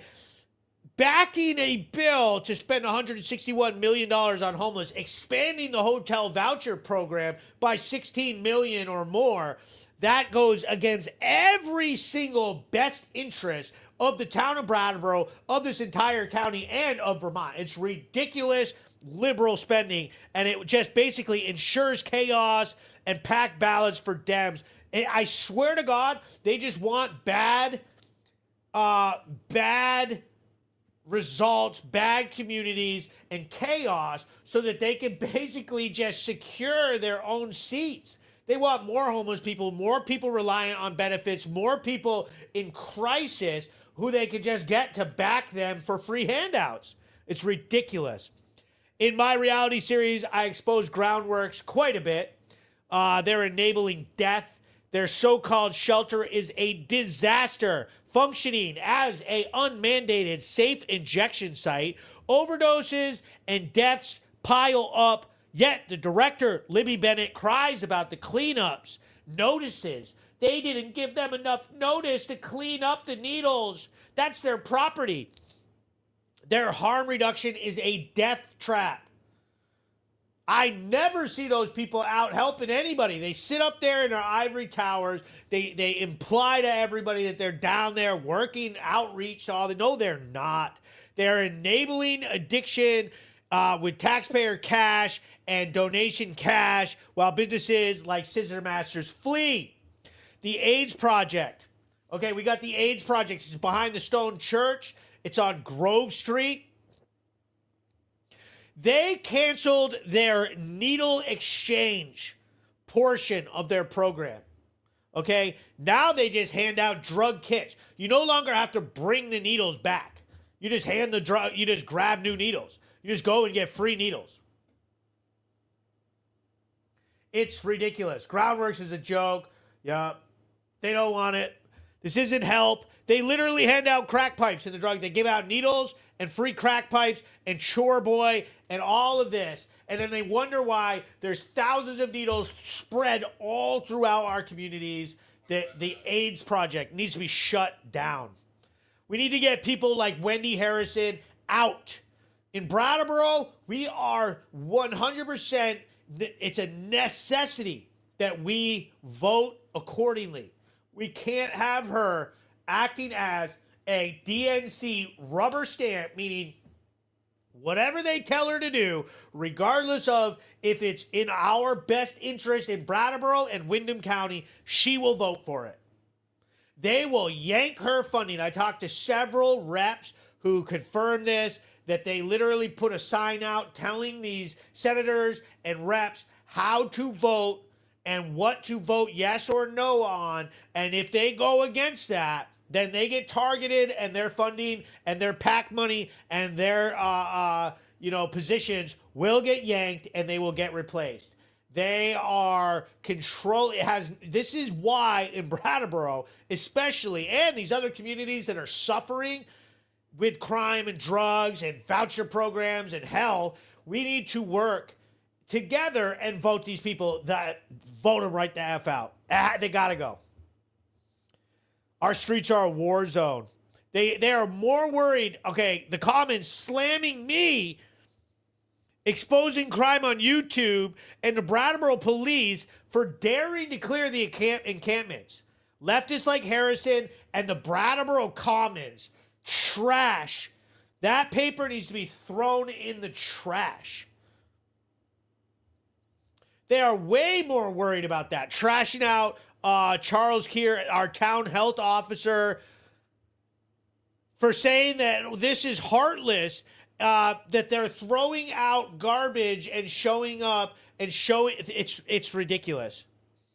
They threw out abandoned garbage from our encampments that was soaked and wet and dirty and had mold and dirty needles all wrapped up in it. And they're throwing a tantrum over that. It's crazy. Brendan writes, Groundworks wouldn't be around without drug addicts. 100%. And that's it. Crazy at home. I'm a 5 years clean from the hard stuff. I find it really difficult to find like-minded individuals. Yeah, well, here we are. She says, it's crazy that Wendy lives here. Her voting record proves that she's a puppet. Who is she kidding? 100%. Nailed it with this comment. Ding, ding, ding, ding, ding, ding. That's the comment of the night right there. She is a literal puppet.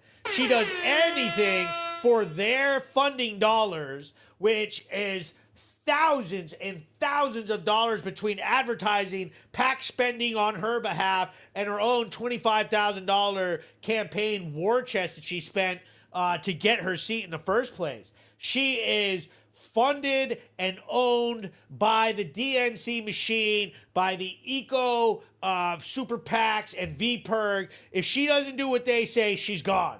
We need to vote these people out, okay? We need to get these people out, and we need to stop being afraid to do the right thing around our communities because this is getting ridiculous. And we've got a couple more news segments coming up and some amazing stuff. Oh, I love this show. So, yeah, this is another one. Oh, my God. I can't stand this. This guy, he's not hiding anything. This race in New York City is really something else. Zoran Mamdani wins the Democratic nomination, and the oligarchs in the city, the billionaires, say, we will spend as much money as it takes to defeat him. And you have the Democratic establishment not supporting the candidate who won the Democratic primary, despite the fact that they have 50,000 volunteers, an enormous amount of energy and excitement. They don't want to support him. So what is going on in New York City right now in that race is not just important to the people of New York, it really is almost a test case for the whole country. And that is whether we can effectively put together a grassroots movement to elect public officials who... Yeah. Cut it, because I can't even listen to his mouth. Ridiculous. Bernie, what are you talking about, buddy? He's literally a self-proclaimed socialist. And let's talk about socialism's bloody history. Vietnam's post-1975 communist disaster. Millions dead or fled from camps, starvation, boat people crisis, Stalin's gulags. Where in history did socialism ever work? Red-tinted glasses ignore socialism's body count while hyping Zoran's progressive dreams. Dude, it's gonna fail. Why is he so worried about it? Why does he want socialism and communism so bad that he's talking about in New York City? Why does he use that word oligarchy so much? We just proved, RFK just exposed him. That's literally all over the internet. This guy has taken $25 million from the pharmacy. He's the oligarch. He is their puppet. Zoran's fibbed about being a Ugandan refugee on uni apps, anti-cop rants, would turn New York City into chaos. New York City, out of anywhere, needs police. They need to have police. They have so many people jammed in New York. If you've ever been to New York, especially Manhattan and Brooklyn and the Bronx, man, they need police, dude. They need police. If they didn't have police enough to control the situation, it would be literal hours until it devolved into chaos and murder. Ridiculous. So Becca Balin's 2022 campaign gorged on $1 million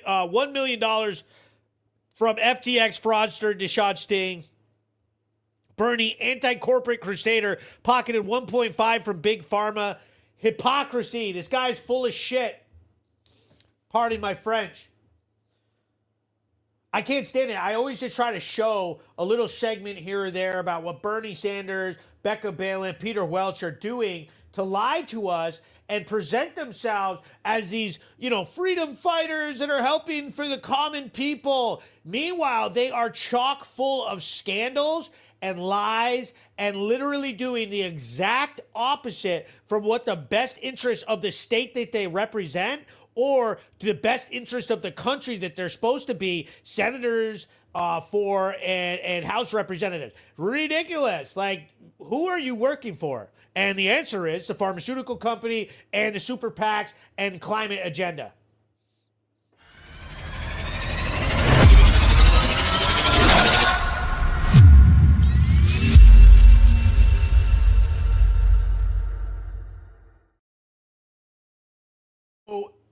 In my very last segment that I've got tonight, I've got some refreshing news for us. And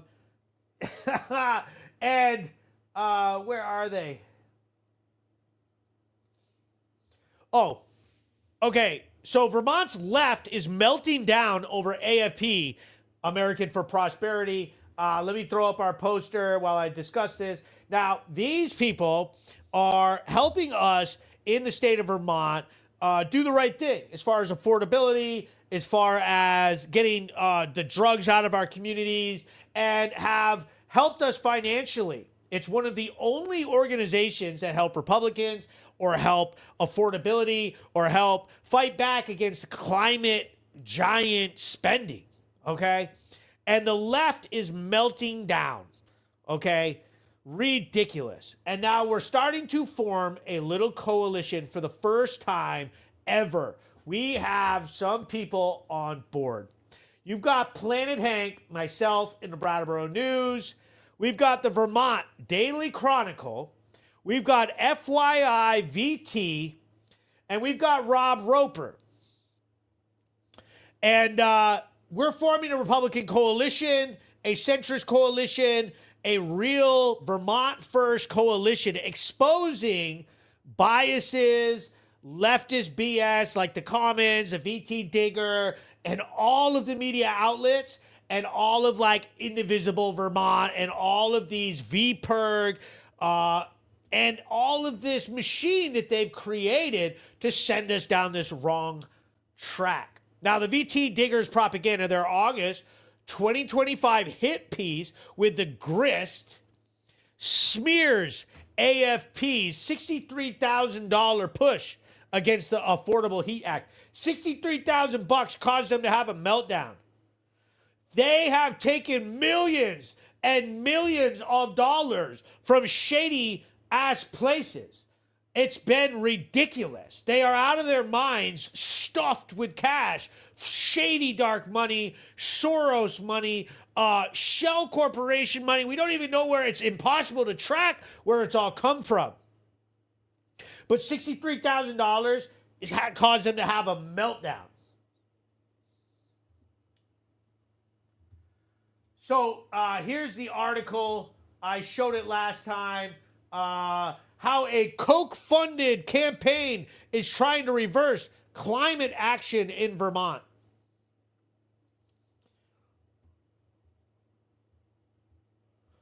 Planet Hank's Brattleboro News video rips the Digger for painting AFP as a Koch villain, exposing Rep. Kathleen James' unhinged Facebook rants calling AFP far right. Vermont Daily Chronicle's Rob Roper slams the Digger's juvenile bias, while FYI VT's Rutland event coverage shows real Vermonters demanding affordability, not ideology. It's the truth.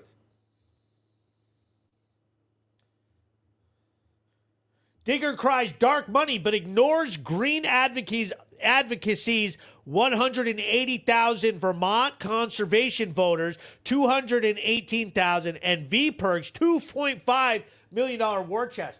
They're out of their minds. They're liars.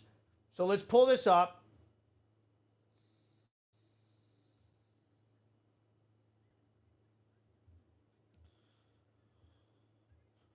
This is a Republican coalition, and I need you guys to show up. Whether you are in the center, whether you are on the right, whether you are a little left, whatever it is, we need you to wake up. This isn't about national politics. This isn't about anything like that. This is about what is the best thing to do for the state of Vermont, for our communities. Do you want to get the drugs out? Or do you want to see things continue down this dark path that we're on? Now watch this video. Breaking sort of news. Lays it out nicely. I'm Hank with Brattleboro News and PlanetHank.com, bringing you the latest from our community. VT Digger's latest smear paints Americans for Prosperity, or AFP, as a Koch-funded dark money villain, whining about their $63,000 in mailers against the Affordable Heat Act as some anti-climate conspiracy. FYI VT sets it straight in their recent article. AFP's transparent $186 million national budget is peanuts compared to the left's cash flood from groups like the Sierra Club, VPIRG's $2.5 million war chest, and Vermont conservation voters' $218,000 for clean heat campaigns.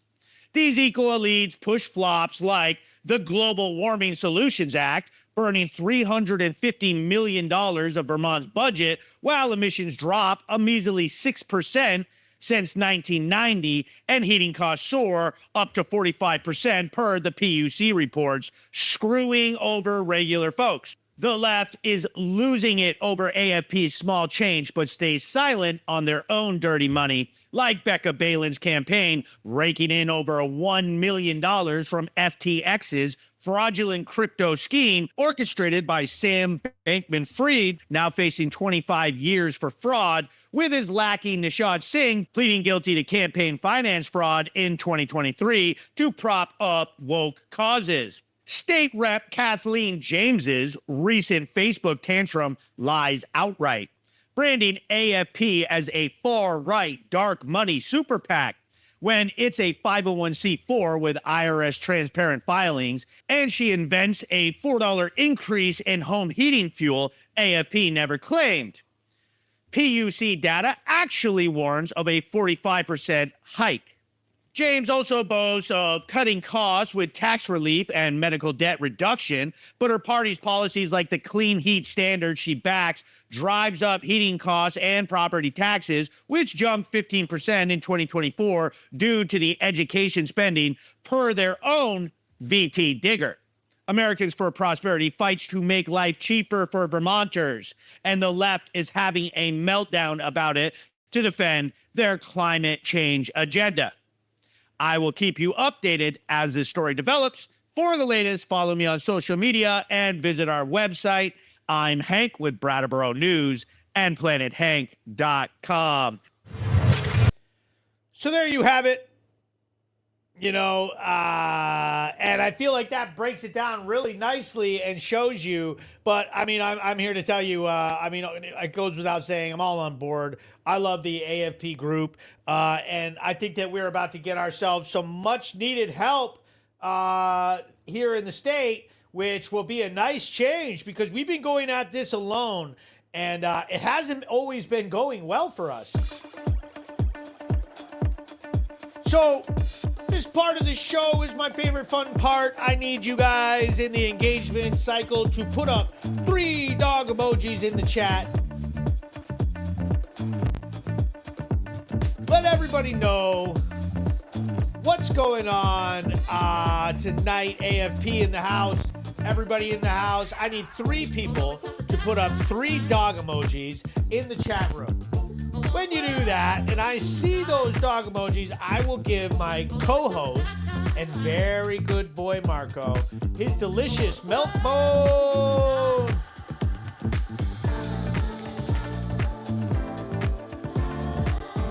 Got Bodge in the house. Shout out. New Fame GOP. Shout out everybody watching. Can we get some dog emojis, please? 3 people put up 3 dog emojis. There we go, Todd. You got 1, Marco. Got to see who else is watching.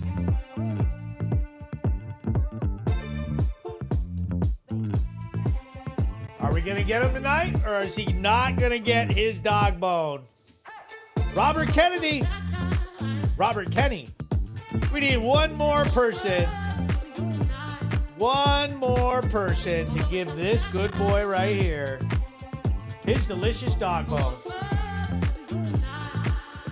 If you're watching, no, you got to put up 3 dog emojis. Not 1, 3. There we go, Rachel. You almost didn't get it, bro. You almost didn't get it. Planet Hank live show, the absolute finest form of entertainment on the internet. Make sure to pop out to my event, the AFP event. Constitution Day, 1787. We're going to rock out with Intercept, hosted by Planet Hank. You sign in to register, and you get free food and a drink.